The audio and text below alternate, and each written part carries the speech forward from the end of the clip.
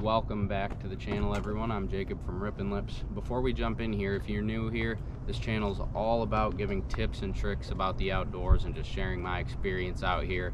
I'm based out of Michigan. We're talking about some bass fishing today, which can be tough, especially in the region of Michigan that I live in, which is kind of the southeastern region. But yeah, I'm just gonna kind of jump in here. I just had a pretty good day out here on the water, and it is a pretty pressured lake. It's one of the most pressured lakes in the area, and it is July 10th today. And even for a Thursday, there's a lot of people out here boating and fishing during the day. So it was a pretty good day to be successful, given the conditions as well. I mean, it's really warm and sunny right now, as you can see. So yeah, the technique I was using today was just this little this swim bait on an underspin. It's a 3/16 ounce. It's weighted on the bottom. I forget the brand exactly, but anything roughly like this, get a good paddle tail swim bait with good action, and you'll be in business. So yeah, I'm just gonna kind of spend some time talking about the kind of water I like to fish and how fast I like to retrieve, technique, things like that. And then I'm also going to run plenty of footage, as always, of me catching these fish, and just so you guys can see what it looks and imagine what it feels like. So in terms of location, I spent a lot of time today going actually on a section of this lake that I haven't really fished too much before. I haven't really spent a lot of time over there at all, mostly because it's got a really sharp ledge, and the only time I checked it out was early season and there wasn't any vegetation there, so I was like, okay, I just left it, and really never to be thought about again until today. And I went over there today. I figured I'll give it a try, and there was a lot of vegetation and then just a hard shelf, and I was just throwing this thing along that shelf. Kind of, you do have to let it sink a bit because that shelf does go right down into 20-25 feet of water. I mean, obviously you guys aren't going to have the same kind of structure that I'm fishing, but just kind of take what I'm saying here and apply it to your lakes. That's the goal. But if your lake does have these deeper drop-offs with some vegetation on it, that's where this thing shines. It's pretty weedless, as you can see, especially if you can get, well, I think most all swim baits do now, but they come with this little slit right there. Your hook will go right in that, and you can even almost do it like a Texas rig and bury that tip in there a little bit. But it's very weedless. I really never get weeds caught on the blade. I thought I would, but it really is just a really weedless bait. It's great. It's better than a chatterbait or a spinnerbait. It's a lot more kind of finesse style, I guess you could say. It's a lot more realistic. So that's why I think this bait really shined today. As for the technique, it's really just simple. The main thing is just letting it sink, and you'll see in these clips how fast I'm retrieving it. I'm not retrieving it very fast at all. Like I said, I'm just throwing it out there, letting it sink, kind of just maybe pop it every once in a while, but mostly just a very slow reel, and then I'll just let it kind of sit. And what it's doing when I let it sit is it's just kind of gliding down like that, and then when I retrieve it, it kind of goes faster and then just slowly dies down while I'm just letting it sit there. A lot of the hits come on when I'm just kind of letting it glide slowly down, not reeling it, just keeping my rod tip up like this or even off to the side a little bit, and you'll feel that thump. And you do have to set the hook on this, obviously. It's not like fishing a crankbait or anything like that where it's got trebles, so you do have to set the hook. But other than that, it's really not a hard technique. It just takes patience to fish that slow. Alright, well, I'm gonna roll some of these clips. Like I said, really not hard. Just don't overcomplicate it. That's just the main thing with everything in fishing nowadays. Don't overcomplicate it. Everyone's overcomplicating everything. Don't overcomplicate it. But alright, I'm gonna roll some of these clips.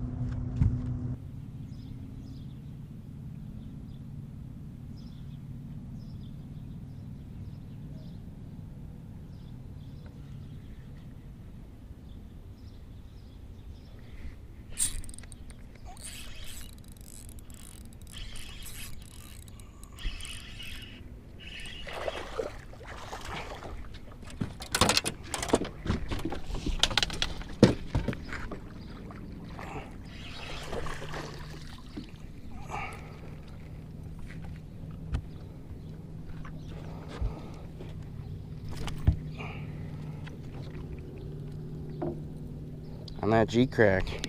First nice bass on that G-crack. I'll take that. Yes, sir.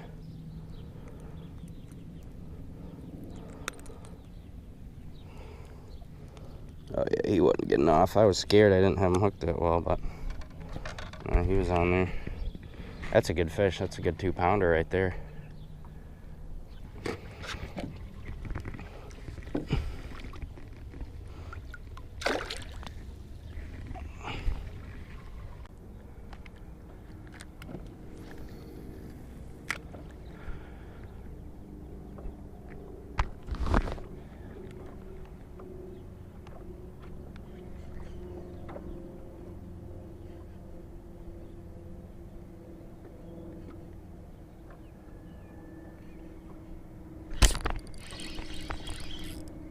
Man, there's another nice one. This one might actually be better. Ah, that was lucky. I lifted him right to a jump. Yeah, this one might even be better. Man, I keep getting them right in the corner of their mouth right there. I mean, you cannot ask for a better hook set. And that's exactly what you got to do with this thing. And I hate destroying their mouths on the way out, but there we go. You got to find that right passage. That's another nice one. That's a... God. These fish have no chill today. They're angry.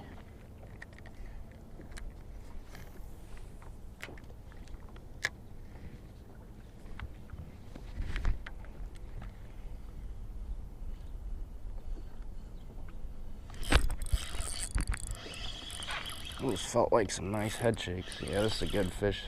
I hope it's not a pike.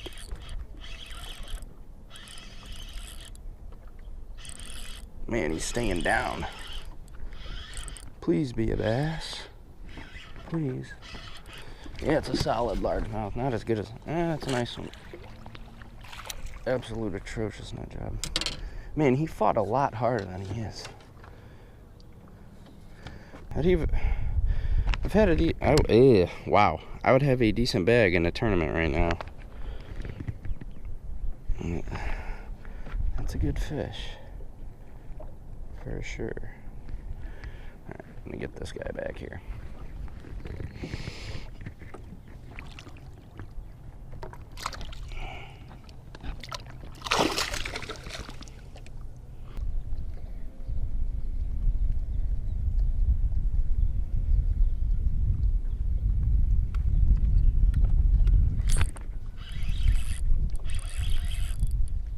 That's a nice fish. Nice fish.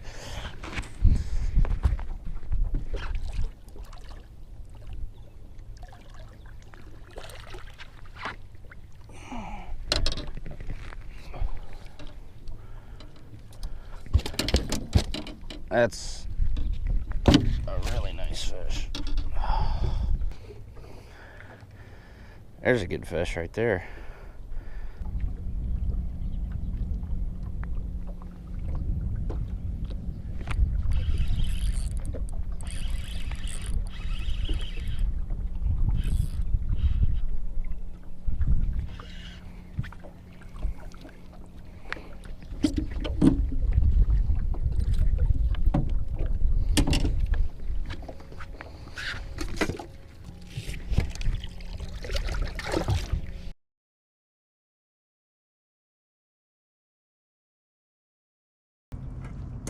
Alright, well everyone, thanks for watching. If you found this video helpful for you, please leave a like and subscribe, and see you next time.